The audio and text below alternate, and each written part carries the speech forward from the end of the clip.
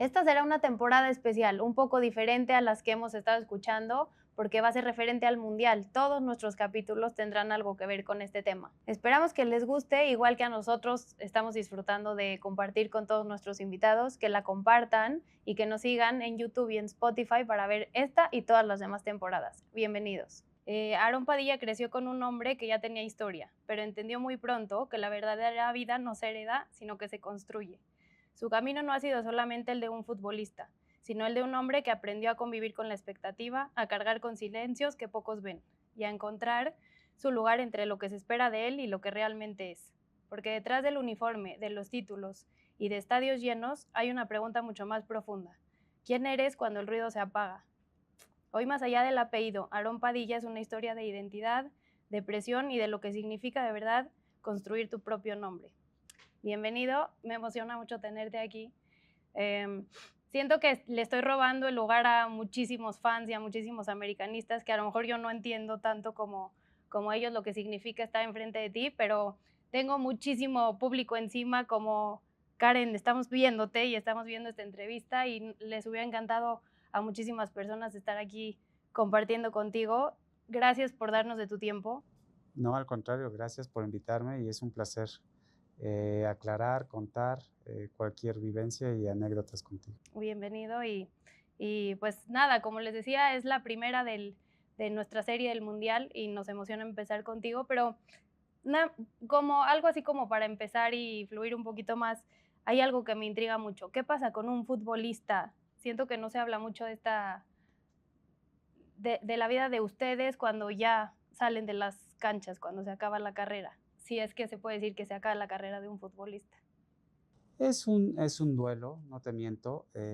Todo futbolista está acostumbrado a iniciar un poco al revés del niño joven o de cualquier estudiante porque tienes a la mano muchas facilidades, te resuelven todo, eres famoso, haces lo que te gusta porque no deja de ser un deporte, te siguen, te piden autógrafos y empiezas a los 16, 17 años en una etapa donde a lo mejor tus amigos están en prepa, universidad, fiesta, y en ese proceso, si no tienes bien puestos los pies sobre la tierra, si no tienes una educación sólida, familiar, pasa mucho que te desvías, ¿no? Entonces, sí es un duelo porque al ser una carrera en la cual empiezas muy a temprana edad y terminas también a temprana edad, porque a los 35, 36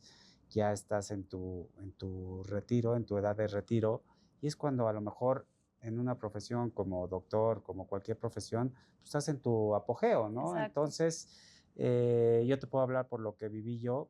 A esa edad te vas preparando personalmente, en mi caso, en seguir dentro del fútbol, a lo mejor con negocios, a lo mejor de entrenador, a lo mejor de directivo, y no traté de que el cambio fuera en el día a día muy drástico para mi familia, ¿me explico? Porque yo ya estaba casado y trataba de despertarme a la misma hora, irme al gimnasio, regresar a las mismas horas para que no fuera tan drástico mientras salía algo profesionalmente dentro del fútbol en una nueva etapa, ¿no? Entonces, no deja de ser un duelo, porque sí también de la noche a la mañana despiertas y dices, ya no tengo que ir a entrenar, ¿qué voy a hacer? Tengo una familia, ya no te caen las quincenas que te caían, ya no. Entonces, es empezar de nuevo, pero creo que con educación, sabiendo manejarte bien económicamente y todo, pues es un proceso parte de la vida. Y dices que es algo que, bueno, dices que a lo mejor no es como un trabajo en sí, porque es algo que te gustaba desde chiquito, algo que viste tú desde que naciste en tu familia, pero también requiere muchísimo sacrificio, porque mencionas tus amigos y la vida que hacían tus amigos. ¿Qué significó este tipo de sacrificios para ti? O más bien, ¿cómo era? Son sacrificios que a lo mejor muchos dirán, pues, sacrificios mínimos, ¿no? Pero sí te puedo decir que a la edad que te comenté de los 16, 17 años, perderte en tu grupo de amigos, pues a lo mejor esas vivencias, esas cosas que hoy en día con mis amigos pues cuentan cosas que yo ni las viví, eh, pues te pierdes mucha etapa en la cual a lo mejor te deberías estar divirtiendo. No lo cambio por nada porque si volverían a ser, volvería a ser futbolista, esa es la realidad. Siempre digo que mi primer viaje con mis amigos a Las Vegas lo hice a los 40 años y no a los 18 y no lo volvería a cambiar. Pero también hay sacrificios familiares, ¿no? Cuando te casas, depende del proceso en el que estás y en el que vive cada persona, cada jugador. Pero en el familiar, pues a lo mejor nacimientos de tus hijos, a lo mejor bodas, a lo mejor muertes, si te muere un familiar, en mi caso, pues en mi carrera pues, no estuve en la muerte de mis abuelos, o sea, a cada quien le toca diferente, ¿no? Y hay veces que tienes que sacrificar eso porque estás o en una concentración o en un partido.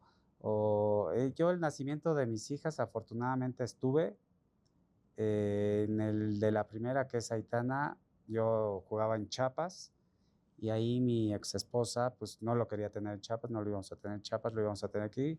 Se vino un mes antes y como no era programada, pues me avisó un día antes, me tocó en martes, le avisé al entrenador, me dijo vete y pude viajar, estar, conocerla, regresar y jugar el fin de semana, ¿no? Entonces, sí depende mucho de cada proceso en el que estés, pero sí hay sacrificios como esos que a lo mejor para la gente dicen son sacrificios mínimos, ¿no? Pero sí.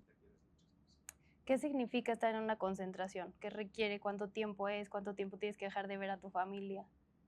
Depende qué tipo de concentración. Las normales son las que en cada partido de fin de semana te concentran un día antes, entrenas, eh, te bañas en el centro de entrenamiento y de ahí te vas al hotel, comes, siendo local, comes y ya te quedas en el hotel, al día siguiente juegas y ya sales después del partido, ¿no? Esa es la mínima, o sea, la que menos sufres porque es un día, ¿no? Y estás en tu ciudad. Cuando estás de visita o viajas a partidos de visita, igual, pero pues comes, viajas, juegas al día siguiente y dependiendo el regreso, estás en tu casa al día siguiente o el mismo día del juego, ¿no? Y las grandes, pues son en competencias grandes, a donde hay pretemporada, si te vas 15, 20 días a una playa, hacer pretemporada, lo que sea, pero puro entrenamiento. O en este caso, que el programa es del Mundial, se viene una concentración larga, a donde ya dieron la lista y después del partido del fin de semana se concentran y dejas de ver a tu familia. Digo, sí, sí, a veces va la familia al hotel a visitarte, pero no puedes salir. Y son concentraciones largas de un mes y medio, hasta que acabe la competencia, ¿no? Entonces, depende mucho también el entrenador, porque hay entrenadores que les gusta concentrar y otros entrenadores que no. Entonces, va variando, pero sí te pierdes. Hablando un poquito del mundial, ¿te quedó pendiente un mundial? ¿Te quedó pendiente más bien algo en tu carrera que... Sí, evidentemente un mundial.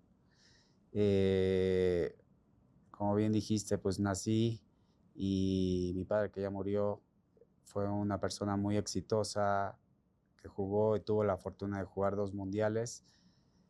Siempre igualar o suplir o superar ese tipo de figuras es difícil. No cambio nada de mi carrera. Me voy o me fui contento porque di lo máximo y me reconocieron no por el hijo de, sino por mi propia carrera. Estuve en la selección, jugué Copa de Oro, pero no, me faltó un mundial para... Pues cualquier sueño de un futbolista es jugar un mundial. El que te diga que no, pues no es futbolista. Entonces, creo que siempre en este tipo de carreras quedan cosas por cumplir y la mía fue jugar un mundial. Sabemos que te hiciste de un hombre y todo, pero mencionando a tu papá, bueno, que también él sí jugó mundiales, él, bueno, tenía un nombre muy, muy grandote que tenías que, entiendo que sientes que tenías que llenar ese nombre. ¿qué significó para ti al empezar la carrera? Pues de entrada, orgullo y satisfacción ser hijo de quien soy. Siempre tuve comentarios buenos de mi papá, siempre a donde iba antes de jugar fútbol decía mi nombre y al llamarme igual me reconocían por mi papá. Y fue una persona que hasta el día que se fue, no tengo eh, otras palabras de la gente que una buena persona. Y cuando tienes ese tipo de palabras como hijo, te enorgullece y la verdad, pues hablando en persona, personalmente, es un orgullo y satisfacción. Y laboralmente dentro del fútbol, pues como todo, ¿no? O sea, a veces te abre puertas, pero pues te las abre y ya depende de ti, ¿no? Mi papá no se metió a la cancha por mí ni nada. Y te podría decir que a lo mejor me perjudicó más de lo que me podría haber ayudado, porque antes de la entrevista decían, pues yo jugué en Pumas, sí, jugué en Pumas, era sueño debutar en Pumas porque era el equipo de chiquito y no tuve la oportunidad de debutar en Pumas por los mismos celos, egos o lo que sea de que mi papá jugó ahí y tuve que salir y al salir de ahí estaba tan dolido que dije no le vuelvo a ir más a Pumas y mira, caí en el equipo de mis amores que hoy es el América y tuve una carrera en otro equipo distinto al de mi papá, porque él jugó toda su carrera en Pumas y odiaba al América. Entonces fue una bonita rivalidad familiar entre Pumas y América.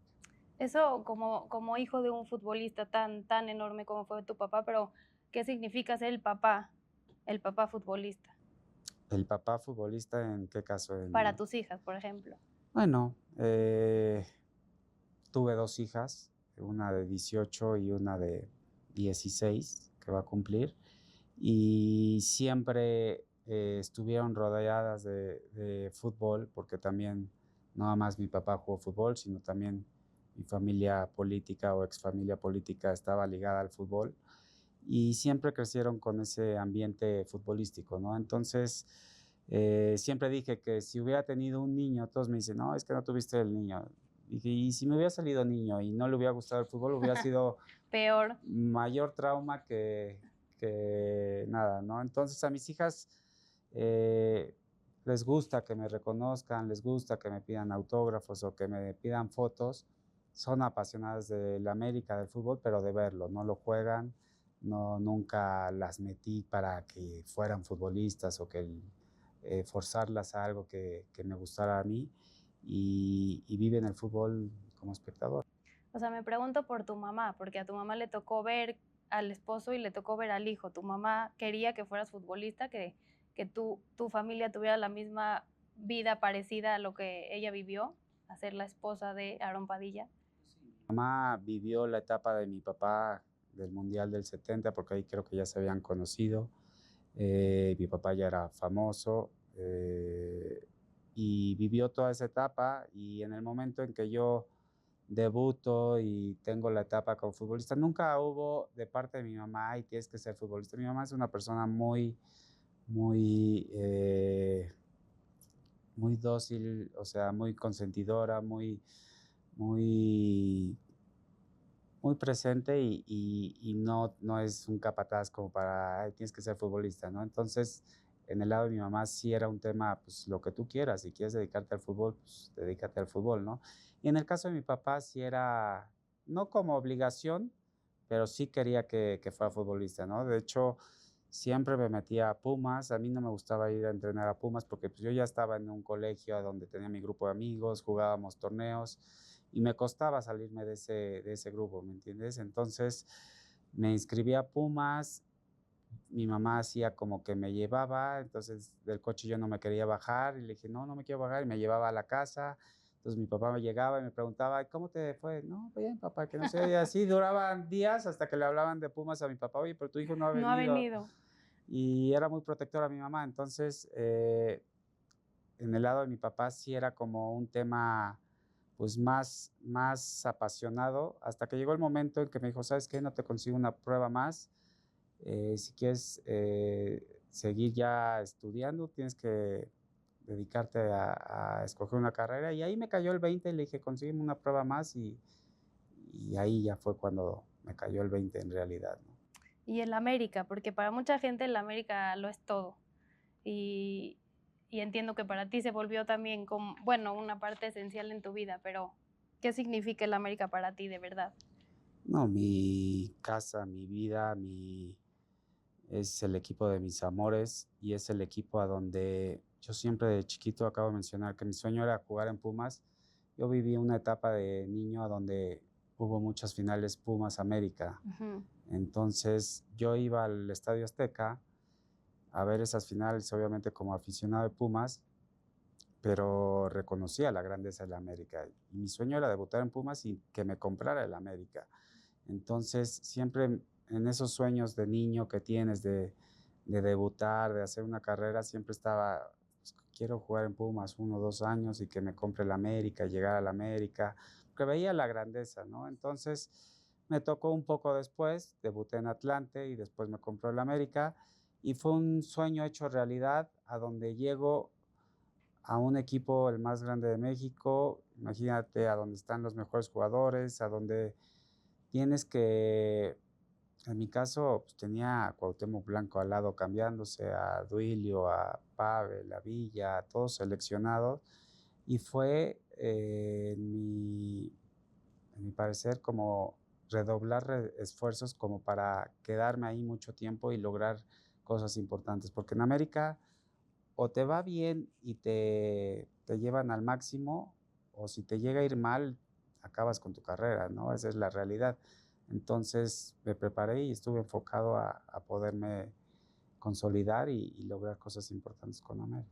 Siento que no puedo ni imaginarme la presión, pero te digo que había muchas personas que querían estar aquí, pero uno de ellos es mi hermano, de los que si perdía el América entonces no comía, hacía huelga de hambre. Pero me decía, es que tú no sabes quién es el talismán. Cuando él estaba, íbamos a ganar. Entonces, ¿qué era esta presión para ti? También entiendo que pues sí, se escucha muy bonito, pero es una responsabilidad. Sí, fue una responsabilidad y me lo pusieron en América porque coincidía que entraba y metía gol, ¿no? Y entraba y metía gol y la gente me fue identificando como ese amuleto de la suerte, como ese talismán. No te niego, me gustaba que me dijeran así porque pues, estás causando buena vibra, buena energía y, y me fueron apodando así, pero la realidad es que era parte de mi mentalidad, ¿no? O sea, parte de ese, yo quiero jugar, yo quiero, pues sabía que estaba rodeado de grandes jugadores y que iba a ser difícil ser titular, ¿no? Entonces, mi papá, bueno, pues estuvo rodeado de fútbol, como te digo, pero tenía grandes amigos como Enrique Borja. Y yo nunca olvido un consejo que me dio Enrique Borja, que me dijo, no te preocupes cuánto tiempo vas a jugar. Preocúpate qué vas a hacer el tiempo que vas a jugar. Y entonces lo tenía tan claro que al principio dije, me metan 1 minuto, me metan 30 segundos, 2 minutos, quiero aportarle algo al equipo, ¿no? Claro, cuando entras y ves la calidad de jugadores siendo delantero, para un delantero no hay mayor obligación que meter goles, esa es la realidad y dentro del área, pues mucho más, ¿no? Entonces era un jugador yo dentro del área a donde me llegaban balones y trataba de combinarlas metiendo gol y era una satisfacción que la gente me pudiera identificar así, ¿no? ¿Y cuál fue el gol que más recuerdas? ¿Cuál fue el que más felicidad te dio? Evidentemente el de la final, metí dos, pero el primero de la final fue como un liberarte no quiero decir presión, pero de ese nerviosismo que conllevaba el partido, porque la realidad es que es una final en el Estadio Azteca, a donde no íbamos ganando porque empatamos en el partido de ida y teníamos que meter goles para quedar campeones y habíamos hablado entre los 11 que íbamos a iniciar, que teníamos que meter gol pronto porque si no se nos iba a complicar el partido y este gol cayó al minuto 30 y en mi caso de iniciar una final con todo el estadio lleno, si la regaba, yo sabía que mi carrera iba a acabar y que, o si perdía el equipo, yo iba a salir del América, mi familia viéndome. Entonces fue como liberarme de esa presión, ¿sabes? Que llevas y que fluiría más el partido, pues, ya, con metiendo un gol y liberándote de esa presión, ¿no? Esperamos que disfruten este y todos los demás capítulos de esta quinta temporada del Mundial, igual que nosotros. Gracias y bienvenidos. Lo platicas y siento que te regresas ahí, porque hasta cuando lo estabas diciendo se te llenó el pecho y suspiraste. Siento que es una carga muy, muy fuerte. ¿Qué pasa? Sí, mucho el ruido del Estadio Azteca y toda la porra. ¿Qué pasa cuando se apaga todo eso, cuando llegas en silencio a tu casa, después de un partido así? Yo creo que vuelves a vivir Lo que mentalmente lo que hiciste bien, lo que hiciste mal. En mi caso, soy una persona muy exigente conmigo mismo y al lado tenía a otra persona muy exigente. O sea, mi papá nunca fue de, ay, felicidades, metiste 2 goles. No, llegaba a la casa y me decía, pero fallaste el tercero. Entonces, era como una exigencia de las 2 partes, porque a mí tampoco me gusta fallar, y pensaba más en la que tuve que en las que no que en las que metí. Entonces, pues, llegar al silencio, es parte también de la autocrítica y de querer mejorar, pues, te hace recordar el partido, te hace soñar, con lo que hiciste bien, con lo que hiciste mal, para al día siguiente perfeccionarlo, ¿no? Pero también disfrutarlo, porque es una etapa muy bonita de tu vida, que hoy en día a lo mejor digo, híjole, no disfruté tanto este proceso, no disfruté cuando fui acá, y ahora es cuando te cae realmente el 20, porque en ese momento de la vida estás enfocado en entrenar, en jugar y nada más, ¿no? Y a veces tienes también que darle esa pausa, como dices, en ese silencio, en esa oscuridad, de despejarte y de pensar en otras cosas que no tienen que ver con el fútbol. Y siento por lo que dices que no pudo ser mucho así, o sea, te costó más trabajo disfrutar los logros que estarle dando vueltas a los fallos. ¿Cuál fue el fallo que más te dolió, que te haya hecho como quedarte en eso, lo podía haber hecho mejor? Pues, por ejemplo, en esa final tuve el tercero, y la volé, y hasta hoy en día no me cabe en la cabeza cómo la pude fallar. Qué fuerte, que cuánto tiempo tiene esto, No, fue en 2005. y sigues pensando en eso Sí. todavía. No, y cuando me mencionan los goles, me dijo: "No, pero pudiste meter el tercero", y sí, porque a lo mejor con 2 está bien, pero con el tercero a lo mejor ya estabas en otra etapa, porque a lo mejor pocos han metido 3 goles en una final. Entonces, te quedan esas sensaciones, pero también te digo que es parte de la exigencia que tengo, que no me gusta ver, a veces lo bueno y veo, no quiero decir lo malo, pero sí lo que puedo estar mejorando, y eso, pues, lo llevo adentro, y yo creo que a veces está mal porque te culpas y no disfrutas realmente, Lo ¿no? que sí hiciste. Sí. Ajá. Em, yo no soy muy conocedora ni nada. ¿Estás ahorita todavía muy involucrado? ¿Estás involucrado en la selección? ¿Sabes qué se viene para este mundial? ¿Qué predicciones tienes más o menos? Estoy dentro del fútbol, fui directivo de Gallos Blancos de Querétaro, ya salí, estoy en un proceso de mis academias y de ver qué sale dentro del fútbol. Yo me preparé a nivel directivo y de entrenador, y como futbolista, pues nunca dejas de estar lejos, si te apasiona, nunca dejas de estar lejos de lo que sabes hacer y de lo que te dedicaste a hacer. En este caso, la selección. Tengo amigos dentro de la selección y siempre deseo que le vaya bien a la selección. Yo creo que sí es una camada que a lo mejor no tiene la calidad de otros mundiales. Hay mucha incógnita de cómo va a ser nuestro mundial, pero tenemos el plus de que va a ser aquí en México, tenemos el plus de que tenemos la mejor afición, que somos los más aficionados en ambiente, en apoyar, y con ese plus de estar jugando en el Azteca, yo creo que México tiene que jugar para dar el mejor mundial de la historia.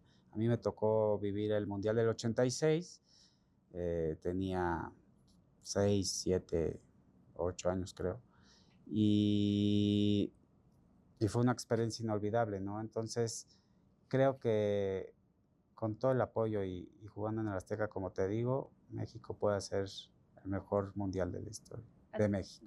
Pero más que dices que viste el Mundial del 86 y veías la selección que teníamos en ese momento y la que tenemos ahora, yo no sé, porque siento que no estamos, y va a ser en México y todo, pero ni siquiera conocemos también a nuestros jugadores. Bueno, yo, perdón, no estoy en tu lugar, pero yo me acuerdo cuando íbamos a la escuela todos sabíamos quiénes eran nuestros jugadores, sabíamos sus vidas de los jugadores. ¿Qué está pasando que no estamos tan empapados del fútbol ahora? Es parte de lo que te digo, la calidad no es la de antes, porque antes tenías a un Hugo Sánchez, porque antes tenías a un Luis García, porque antes tenías a un Jorge Campos, o sea, quien nombraras en cualquier posición era muy reconocido por la trayectoria que tenía o por lo que había hecho, y creo que hoy nos está faltando eso en México. Ya mm, hablar de eso, yo creo que viene siendo malas decisiones que ha hecho la federación en cuestión de extranjeros, de la Liga Mexicana, de las fuerzas básicas y todo, pero eh, te digo, el fútbol ha cambiado tanto que hoy en día, bien físicamente y mentalmente, le compites a los mejores, ¿no? A los que tengan mejores cualidades. Y yo creo que México tiene que enfocarse en estar bien físicamente para que en el Azteca sea la casa invencible, sumando que para mi gusto es el grupo más fácil que le ha tocado a México en los últimos mundiales. Entonces, con una serie de que se junten cosas y un factor de ahora sí de buena suerte, porque también en los mundiales hemos corrido con mala suerte, También. que si en el 86 nos sacaron a Monterrey, y el calor y los penales, que El si no no, penal del 29 de junio. así es, y el Ajá. 94 contra Bulgaria, y así mundial tras mundial hemos corrido mala suerte contra el partido contra Argentina en 2006, el mejor partido y te clavan un golazo. Entonces, creo que hoy se nos pueden juntar los astros y correr esa buena suerte para que podamos ver a nuestro equipo en una fase que nunca haya estado. Ojalá.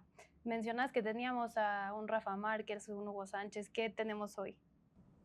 Hoy tenemos a un Raúl Jiménez en su mejor momento, creo yo.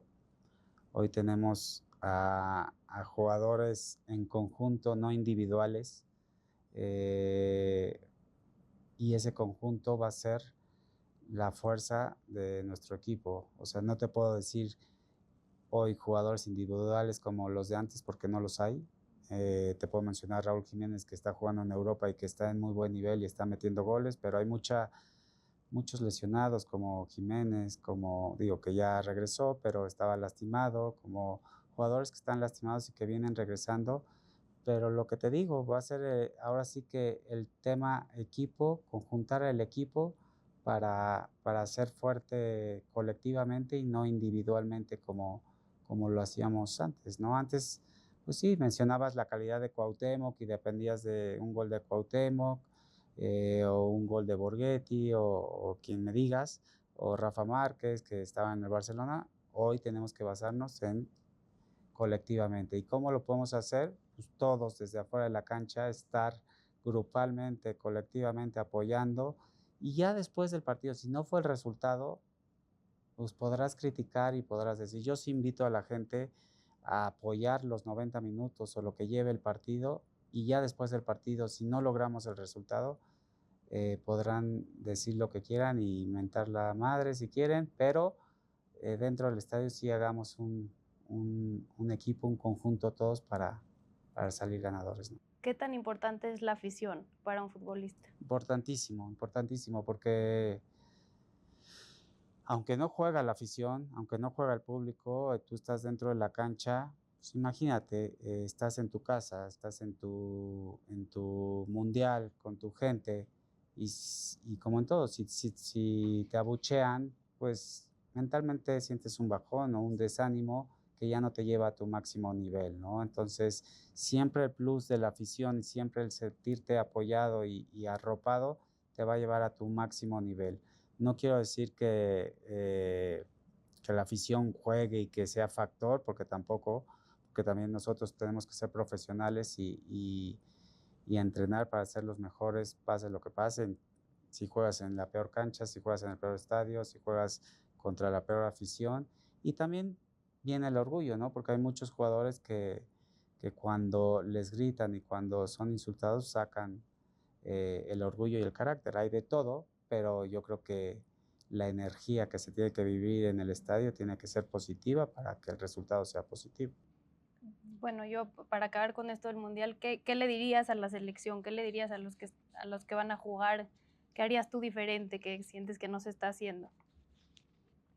Que dejen el alma, que no van a volver, cualquiera de los que estén ahí, no van a volver a jugar un mundial en México, que en cada partido, en cada pelota, en cada situación dejen todo.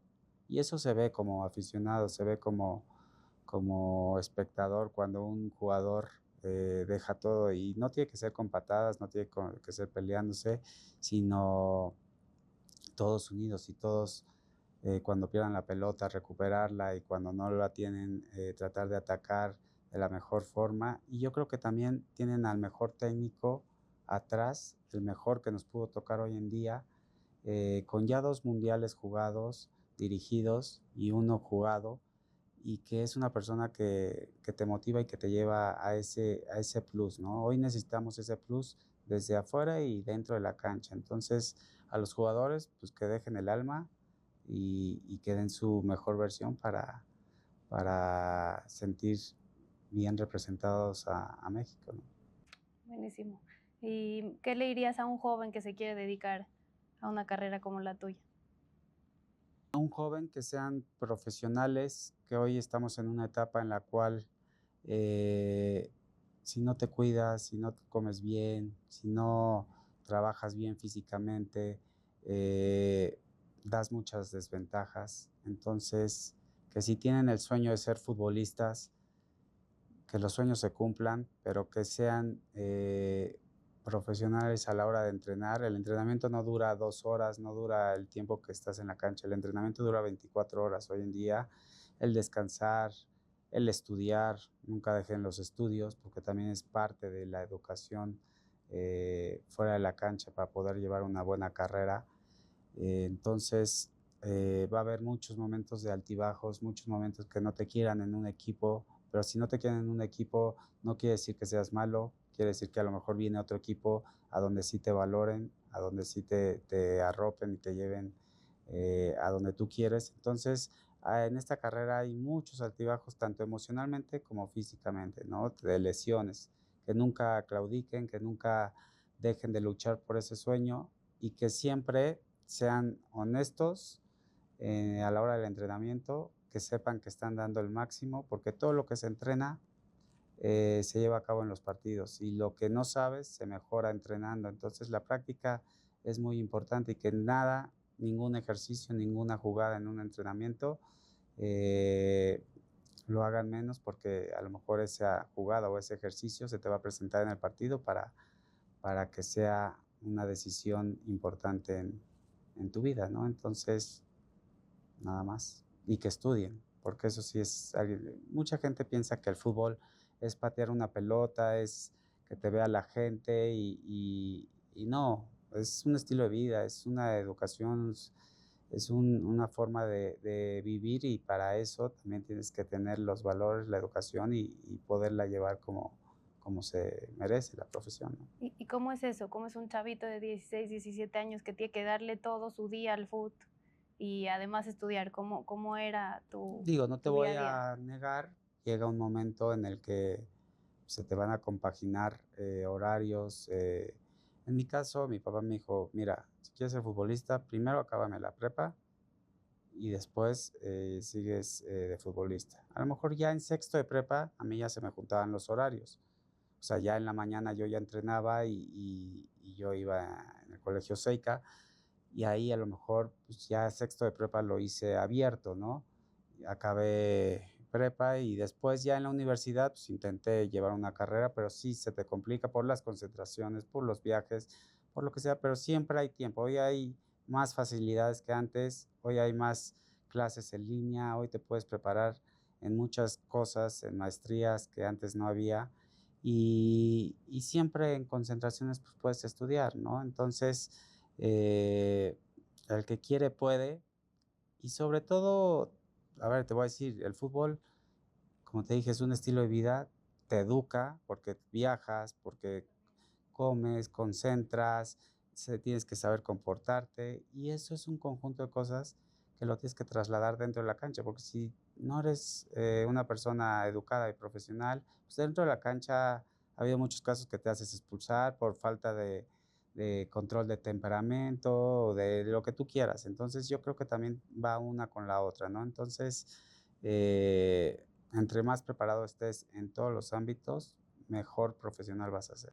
Sí, porque puedes ser el mejor jugador, pero hay que englobar todo el ser humano y eso lo tienes tú Gracias, y se no, nota al platicar contigo también desde la primera llamada y te agradezco. gracias.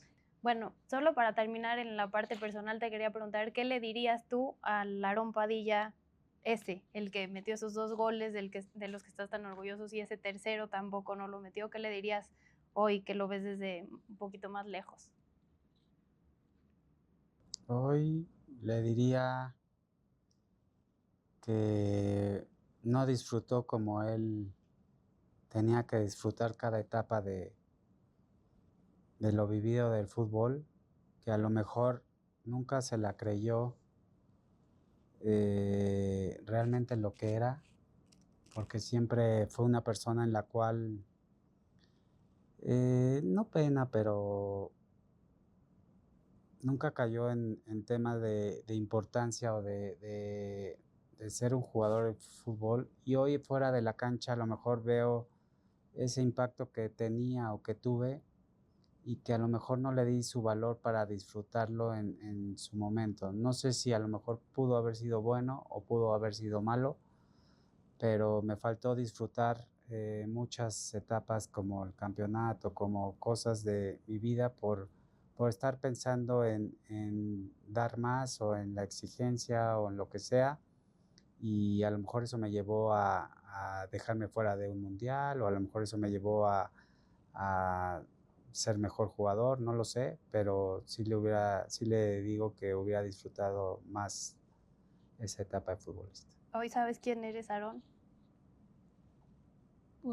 Soy un exfutbolista en el cual me gusta el fútbol. Siempre, empezando la entrevista, te dije que no tenía más que buenas palabras de mi padre y quiero ser recordado así, como una buena persona.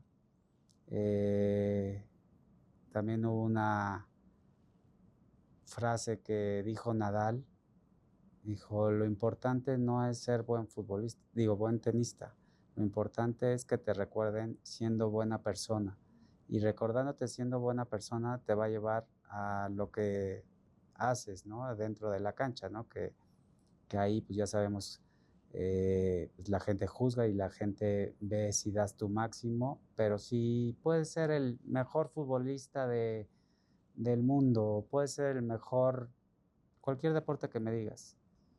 Pero si eres una mala persona y eres un déspota o eres un mal educado o lo que sea, la gente borra lo que hiciste dentro de esa cancha o de esa profesión porque no sobresales como buena persona. Entonces creo yo que quiero que me recuerden como buena persona y nada más.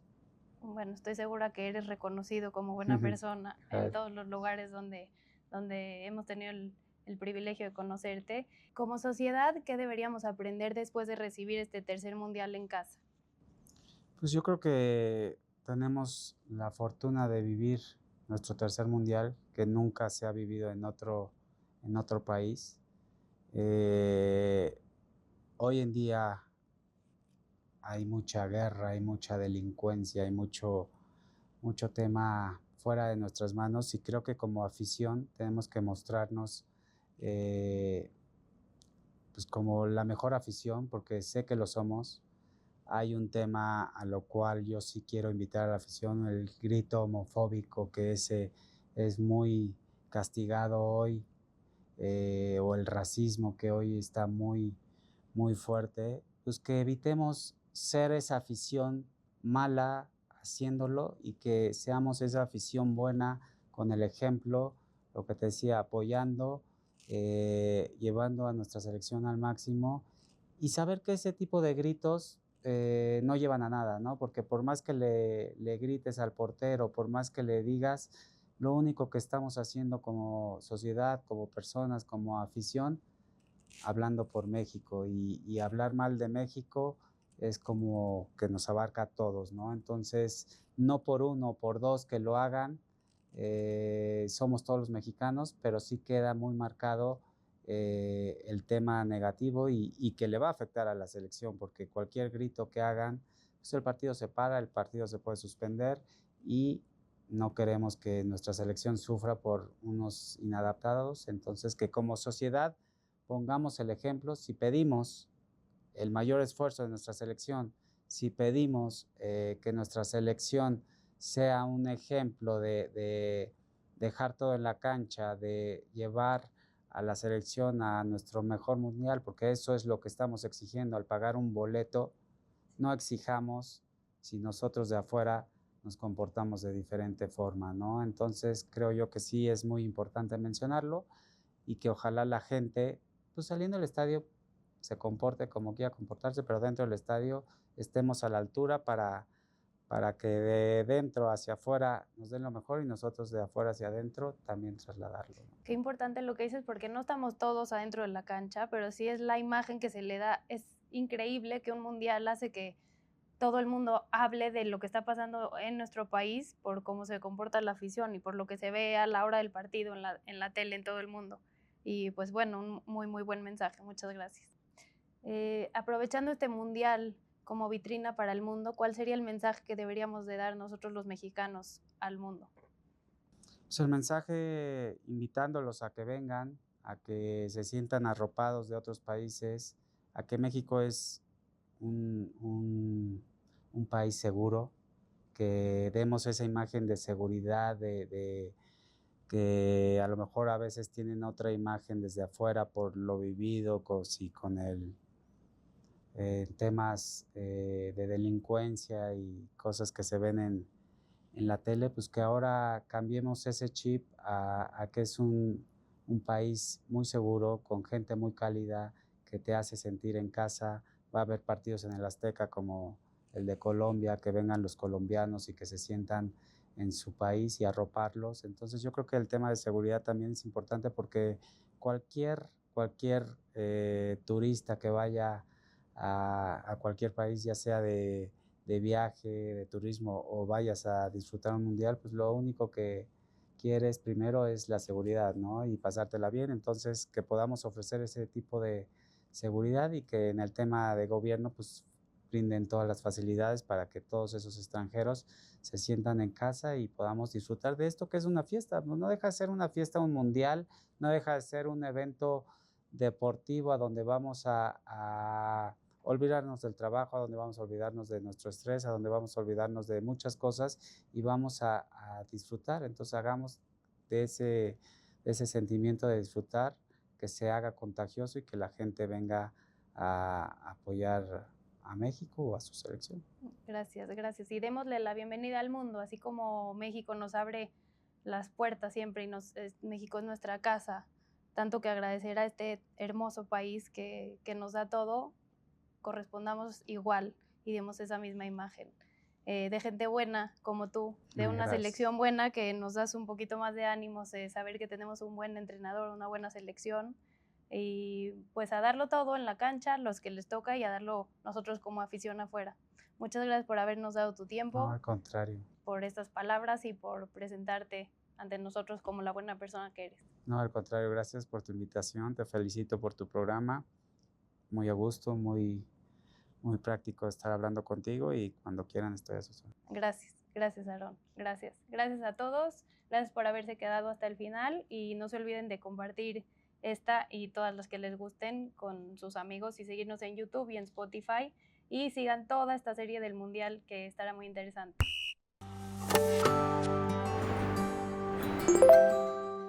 Entonces, la adicción no es el hábito destructivo.